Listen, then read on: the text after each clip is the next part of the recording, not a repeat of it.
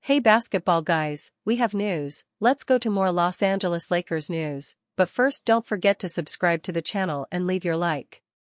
The Lakers are a very famous franchise and are used to signing big stars, but other signings of non-star players bring great results to the team, as was the case with Dorian Finney-Smith, who fit perfectly into the Lakers roster. Dorian Finney-Smith will be a free agent on June 29, but the Lakers want to re-sign him. Great news, the Lakers are going to re-sign Dorian Finney-Smith, because he is very important to the team and loved by the fans. The Los Angeles Lakers won 50 games this season under first-year head coach J.J. Redick. The team was the third seed in the Western Conference and many fans and pundits projected the Lakers to compete for the championship with Luka Doncic and LeBron James leading the way. However, Anthony Edwards and the Minnesota Timberwolves beat the Lakers in the first round of the 2025 playoffs in 5 games. In the second half of Game 4, Redick played only Doncic, James, Austin Reaves, Rui Hachimura, and Dorian Finney-Smith. In Game 5, Redick didn't play Jackson Hayes at all. The Lakers are expected to attempt to acquire a center this offseason, but they also have some things to take care of in-house. Doncic, Reaves, and Finney-Smith can sign extensions this offseason.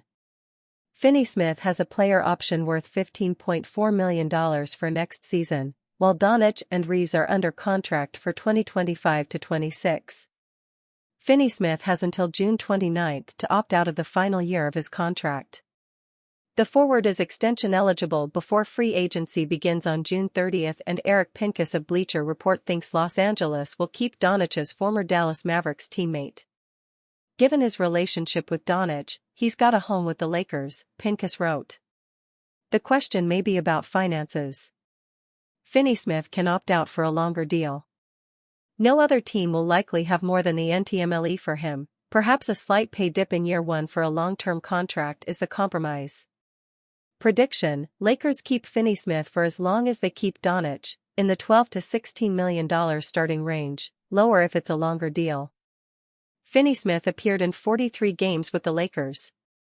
He averaged 7.9 points, 3.6 rebounds, and 1.4 assists while shooting 44.2% from the field, 39.8% from beyond the arc and 71.4% from the free throw line. The Lakers went 29-14 when Finney-Smith played. Finney-Smith has played for the Mavericks, Brooklyn Nets and Lakers. He has career averages of 8.3 points, 4.5 rebounds, and 1.4 assists in 591 NBA games. Mavericks could acquire Austin Reaves in new trade deal with Lakers. Mavericks eye Austin Reaves to cover Kyrie Irving's extended injury absence. The Dallas Mavericks may be eyeing a familiar face to help stabilize their backcourt during Kyrie Irving's absence, and Bleacher Report's Zach Buckley believes Austin Reaves could be the perfect fit. In a hypothetical but intriguing trade proposal, Buckley suggests the Mavericks receive Austin Reaves and Shake Milton, while the Los Angeles Lakers land Derek Lively II and PJ Washington. On paper, this trade serves immediate needs for both sides. For Dallas, the idea is simple. Find a secondary ball handler who can keep the offense humming while Kyrie recovers from his ACL tear. Reaves fits that bill and more. Despite playing as a third option behind LeBron James and Luka Doncic this past season, he still averaged 20.2 points, 5.8 assists, and 4.5 rebounds on efficient shooting splits. His playmaking has quietly grown sharper, with his assist-to-turnover ratio, 5.8 to 2.4, ranking among the best for guards in his usage tier. Reaves also brings pre-existing chemistry with Anthony Davis and Luka Doncic, having already played alongside them in LA. That familiarity could be exactly what the Mavericks want to recreate while Irving recovers, but this time Reaves would have the chance to operate more as a lead guard. With Kyrie out, Reaves could thrive with greater on-ball responsibility, something he has shown flashes of when LeBron or Luka miss time. However, the Lakers wouldn't give up their undrafted gem lightly, especially after Reaves publicly declared he hopes to remain a Laker for life. In multiple interviews, including at his youth camp in Arkansas, he emphasized his love for the franchise, the fan base, and his belief in head coach J.J. Redick. That said, the proposed trade does give LA a chance to address glaring roster imbalances. Derek Lively too would be a high-upside big man who's already shown rim protection, athleticism, and chemistry with Luka in Dallas. For a Lakers team that lacked size and consistency at center, Lively would be an ideal long-term piece. Meanwhile, PJ Washington brings defensive versatility and floor spacing. With his size, switchability, and experience next to Doncic, Washington could give the Lakers some much-needed depth on the wing, something they desperately lacked during their early playoff exit. From a strategic standpoint, this deal would represent a philosophical pivot for the Lakers. While Reeves is beloved and productive, the front office might view this trade as a way to build a more balanced, defense-first rotation around their core stars. Of course, complications remain. Reeves is eligible for an $89.2 million extension this summer, and while he might decline it to hit free agency in 2026, the Lakers still hold leverage. The idea of trading him, especially after he's openly committed to the team, would be unpopular, and it risks losing a key locker room leader. Yet with other teams like the Jazz reportedly dangling pieces like Walker Kessler and Colin Sexton, it's clear the league sees Reeves as a valuable trade chip. If Dallas offers the right mix of youth and fit, this deal might just tempt LA to reconfigure its identity heading into a critical year. Lakers have made offer to pair Luka Doncic, LeBron James with double-double threat. The Los Angeles Lakers shocked the NBA world on Wednesday as the Buss family agreed to sell majority ownership of the franchise to Mark Walter for $10 billion, marking the largest ever sale of a professional sports franchise. The deal will put even more pressure on general manager and president of basketball operations Rob Pelinka as he looks to surround Luka Doncic and LeBron James with a championship-level roster. The Lakers will be in the market for a center after Jackson Hayes and Alex Len combined to play just 35 total minutes in their 5 postseason games. Andy Larson of the Salt Lake Tribune appeared on the Locked On Jazz podcast, where he revealed that Los Angeles has made the Utah Jazz an offer for Walker Kessler. There's been an offer presented for Walker Kessler, the Salt Lake Tribune's Andy Larson stated Wednesday. Certainly from the Lakers. They have shown significant interest all the way back to the trade deadline, certainly continuing now. And him being their center of the future, giving up multiple picks to get there, that is on the table right now. I don't know if the Jazz take it. Certainly they haven't so far.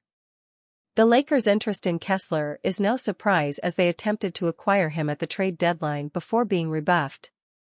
The third-year center became a full-time starter for the first time in his NBA career.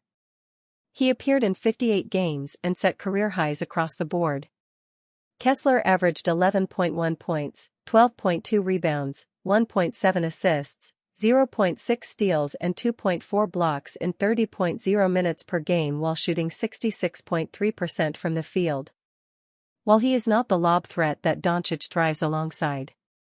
Rui Hachimura named in Lakers trade report on Thursday. Los Angeles Lakers forward Rui Hachimura has been a dependable role player his entire career, but that doesn't mean he won't get shipped out this summer. The 27-year-old averaged 13.1 points on 50.9% shooting, 41.3%, with 5 rebounds over a career-high 31.7 minutes this past season. He's a viable option to aid LeBron James in the frontcourt until he retires, but he could be sacrificed for the Lakers' most pressing need. Los Angeles hasn't had a reliable center since it traded Anthony Davis in February's Luka Doncic deal. The club was set to send the Charlotte Hornets a package including Dalton Knecht for Mark Williams, but nixed it when the latter failed his physical exam. The Lakers have discussed trading Hachimura for a big man, via Clutch Point's Anthony Irwin. Sources close to the Los Angeles Lakers say that internally, they have long been fans of John Collins, who has the ability to stretch the floor both as a deep threat or someone who can finish well above the rim, he reported on Thursday. Many within the Lakers organization believe Collins would be an especially great fit alongside Luka Doncic, he continued. Since their season ended, they've held a few conversations with the Utah Jazz to try to land the 27-year-old big man, with Rui Hachimura often the centerpiece of the deal. The 6'9" Collins is a power forward like the 6'8" Hachimura, so he wouldn't solve Los Angeles's center issue. However, Collins averaged 19 points on 52.7% shooting, 39.9%, with 8.2 rebounds over 30.5 minutes this past season. The Lakers also like Utah's 7-foot center Walker Kessler, via Irwin. The Lakers have also remained interested in Walker Kessler and will likely remain as such until the end of time, so another possibility some around the league are wondering about is if a bigger deal involving Collins and Kessler could be in the works, he continued. Issue there is the Lakers' lack of draft capital, as sources have indicated the price for Kessler is still quite high. The 24-year-old Kessler averaged 11.1 points on 66.3% shooting with 12.2 rebounds over 30 minutes this past season. Mark Walter chose to keep Jeanie Buss on as governor and agreement is in writing. The news of the sale of the Los Angeles Lakers to Mark Walter, CEO of TWG Global and owner of the Los Angeles Dodgers, came as a shock to many, with the Buss family having owned the majority share since Dr. Jerry Buss bought the team in 1979. Upon Dr. Buss passing in 2013, daughter Jeanie Buss took over as team president and has maintained that role ever since. Even with the sale, Jeanie's role will not change as she will remain on in running the team and, according to ESPN's Ramona Shelburne, this idea came from Walter himself and is in writing. I think this was Mark Walter's idea for her to stay on. In getting to know Jeanie over the last 4 years and understanding how important she is to the brand, because the reason this franchise went for $10 billion, it's not because an NBA team is really worth $10 billion, they don't even own their building. It's the brand. I think Jeanie Buss understands the Lakers brand better than anybody. I think he sees how important she is in running and keeping that brand alive, and also how she runs a business, also how she runs a franchise. And so it was his idea for her to stay on, and it's in writing. Mark Cuban did not get his role in writing. Jeanie Buss is in writing, that's part of the deal. So she's staying on for the foreseeable future to run the team. I think it's interesting, there's gonna be a great continuity in the transfer of this ownership, and I think it'll be a lot like how Mark Walter took over the Dodgers. He kept Ned Colletti, who was the general manager at the time. He kept Don Mattingly, who was the manager at the time. He kept a lot of the long-term staffers, like everybody was sort of in a trial period. He was observing everyone. And I think Jeanie is going to be in this role where she's making a lot of decisions about who's staying, in consultation with Mark. But he really values her. As Shelburne noted, this is something that Walter did with the Dodgers in keeping on top decision makers and not forcing immediate massive changes to the structure of the franchise.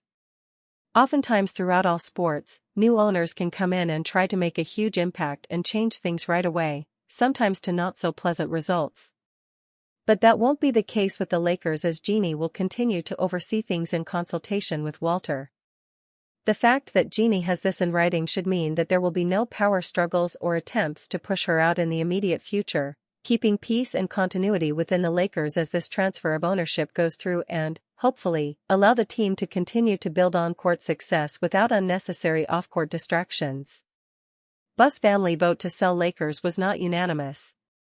In order for the sale of the Lakers to Mark Walter to go through, there had to be a majority vote of approval from the 6 Buss children. They did get that majority, with Jeanie Buss being one of the ones to approve, but it was not a unanimous vote as there were some who did not want to sell. Ownership sale makes signing contract extension more appealing to Luka Doncic. When the Los Angeles Lakers completed a blockbuster trade to acquire Luka Doncic at the deadline, the focus and timeline of the organization shifted from LeBron James to the 26-year-old.